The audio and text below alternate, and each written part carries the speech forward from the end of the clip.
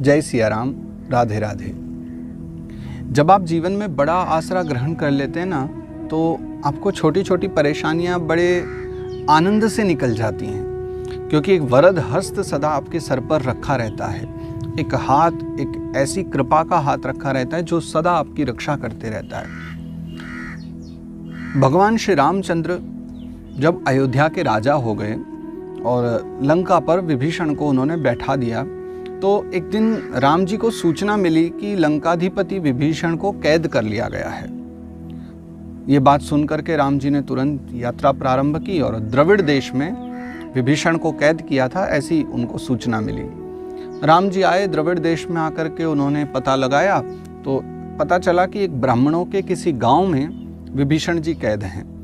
तो चले आए राम जी वहाँ पर और आकर के उन्होंने देखा कि उस गांव में भी भूमिगत नीचे एक कैद बनाई हुई है, जहाँ पर बेड़ियों में बांध करके विभीषण जी को रखा गया है।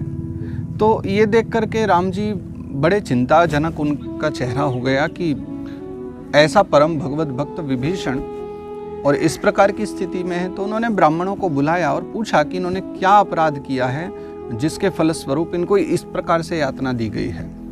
तो ब्राह्मणों ने, गांव के जो ब्राह्मण थे उन सभी ने बताया कि प्रभु कुछ दिनों पहले ये वन में गए थे, वहाँ पर एक वृद्ध ब्राह्मण तप कर रहे थे और तप करते समय एक तो वो निर्बल थे, बहुत दुर्बल हो गए थे और ये गए, इन्होंने उनको ठोकर मार दी जिसके द्वारा उनकी मृत्यु हो गई। तप करते करते ऋषि प्राण त्याग दिए, तो उस पाप के कारण ये ब्रह्म हत्या के भागी हो गए। इनके द्वारा ब्राह्मण का अपमान हुआ, ब्राह्मण की हत्या हो गई। तो ब्रह्म हत्या के दोष के कारण इनको ये दंड दिया जा रहा है। राम जी बड़े दुखी हुए। तो उन राम जी ने उस समय एक बड़ी सुंदर बात कही है। वही जो राम जी के द्वारा कही हुई बात है, जो प्रभु श्री राम की वाणी है। मैं चाहता था कि संसार का हर एक व्यक्ति उस वाणी को सुने, हर एक जाने कि भगवान की भक्तों के प्रति क्या दिव्य भावना रहती है, कितना प्रेम रहता है, भगवान की वाणी में ही समझे। वरम ममैव मरणम मद्भक्तो हन्यते कथम राज्यमायुर्मया दत्तम तथैव स भविष्यति। ब्राह्मण तो सब ये कह रहे हैं कि प्रभु इन्होंने ब्रह्म हत्या की है, इन्हें ब्रह्म हत्या का दोषी माना गया है। अच्छा हुआ कि आप चले आए। अब देखिए, धर्मानुसार आपका ये कार्य है कि आप धर्म की रक्षा करते हैं और इन्होंने अपराध किया है कि एक ब्राह्मण को मारा है। तो प्रभु आपसे प्रार्थना है कि अब आप इनको दंड दे करके, मृत्यु दंड दे करके इनको ब्रह्म हत्या से छुटकारा दिलाओ, आप इनको दंड दे दो। प्रभु ने सुना तो प्रभु की तो आंखें भर आई।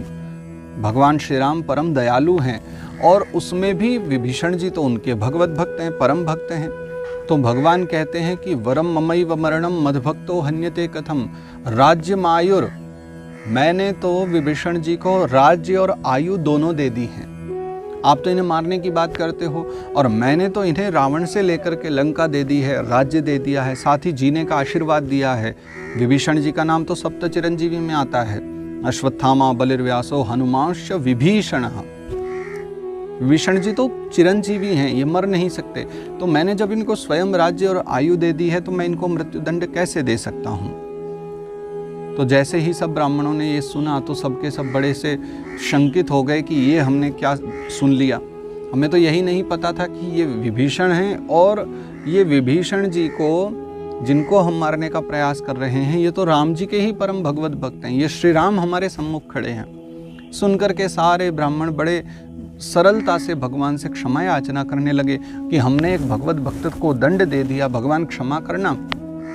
तो राम जी बोले, नहीं नहीं, आप बिल्कुल सत्य कहते हैं कि अगर इन्होंने दंड दिया है, अगर इन्होंने अपराध किया है तो इन्हें अपराध का दंड अवश्य मिलना चाहिए। परंतु भृत्यापराधे सर्वत्र स्वामिनो दंड इष्यते। अगर नौकर से गलती हो जाए तो भी दंड कई बार मालिक को ही भुगतना पड़ता है, बहुत सारे स्थानों पर ऐसा विधान है। तो अगर विभीषण ने गलती की है तो विभीषण को दी जाने वाली जो भी सज़ा है, जो भी दंड है, वो आप मुझे दे दो, मैं ग्रहण करने को तैयार हूँ। विभीषण जी ने जब सुना तो अवाक रह गए। ब्राह्मणों ने सुना तो सबके सब भगवान का मुख देखते रह गए।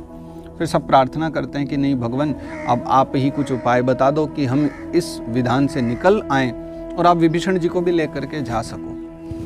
तो राम जी ने फिर अगस्त्य आदि मुनियों को बुलाया और फिर उनसे पूछ करके कि इनका अपराध कैसे मिटे। तो अगस्त्य जी ने बताया क्योंकि इन्होंने जानबूझ करके अपराध नहीं किया और इनसे अनजाने में ये अपराध हो गया है, अतः हम सभी की ये मान्यता है कि आप विभीषण जी के द्वारा 360 गऊ का दान करा करके आप इन्हें लेकर के जा सकते हैं। तब राम जी की आज्ञा पर विभीषण जी ने 360 गऊ का दान किया और फिर वहाँ से विभीषण जी निष्पाप होकर के चले। वो तो पहले से निष्पाप हैं, परम भगवत भक्त हैं, वो जानबूझ करके तो अपराध करते भी नहीं हैं, परंतु फिर भी भगवान की महिमा देखिए कि वो स्वयं अपने भक्त के पापों को भी अपने मस्तक पर लेने को तैयार हो गए।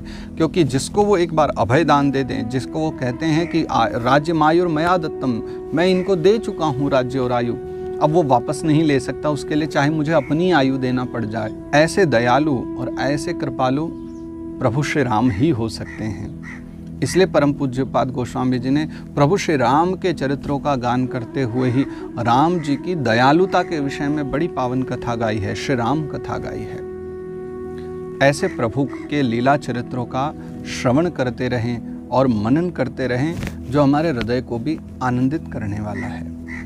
और आप सभी के लिए एक बहुत विशेष बात मुझे बतानी थी कि हमने सितंबर माह से ये जो नित्य धर्म चर्चा प्रारंभ की थी, सितंबर से भी 3 दिन पहले जो जन्माष्टमी अपनी आई थी, जन्माष्टमी से 2 दिन पहले हमने ये चर्चा प्रारंभ की थी और कल और हम इसी प्रकार की चर्चा करेंगे। कल की चर्चा भी हमारी इसी प्रकार होगी और उससे अगले दिन यानी परसों से आप सभी श्रीमद् भागवत कथा का श्रवण कर पाएंगे, जो भोपाल में जो कथा प्रारंभ हो रही है 29 तारीख से ही, तो आप उसका आनंद ग्रहण करें। और अब वो कथा का ही आयोजन नित्य यहाँ पर चलेगा।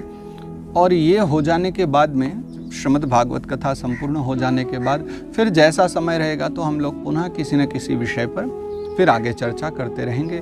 तब तक आप सभी आनंदित रहें, प्रसन्न रहें। आप सभी पूजनियों को मेरा सादर प्रणाम। जय श्री राधे, जय श्री कृष्ण।